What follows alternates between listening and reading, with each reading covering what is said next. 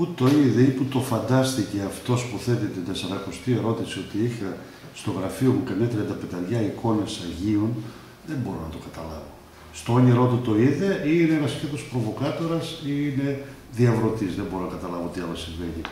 Στο γραφείο μου υπήρχαν 2 ή το πολύ 3 εικόνες δώρα από μοναστήρια του Αγίου Όρους, όταν είχα επισκεφθεί επίσημα ως νομάρχης του Αγίου Όρους, το Δεκέμβριο του 2003, που τις είχα πράγματι σε κάποια θέση στο γραφείο μου και υπήρχαν και 7-8 πίνακες χαλκιδικιωτών ζωγράφων, όπως για παράδειγμα του κυρίου Σπηλόπουλου, του κυρίου Γαβρίλη και άλλων ακόμη, που κατά καιρούς τους είχα προμηθευτεί από διάφορες εκθέσεις και που παρέμειναν στο γραφείο στην Ομαρχία. Αν υπάρχουν και σήμερα δεν το ξέρω, όπως από την άλλη μεριά, το τι έγιναν οι 35 εικόνες που κατά τη φαντασία του ερωτώντος υπήρχαν, δεν μπορώ να απαντήσω. Για τις 2-3 με την προσωπική αφιέρωση σε μένα προσωπικά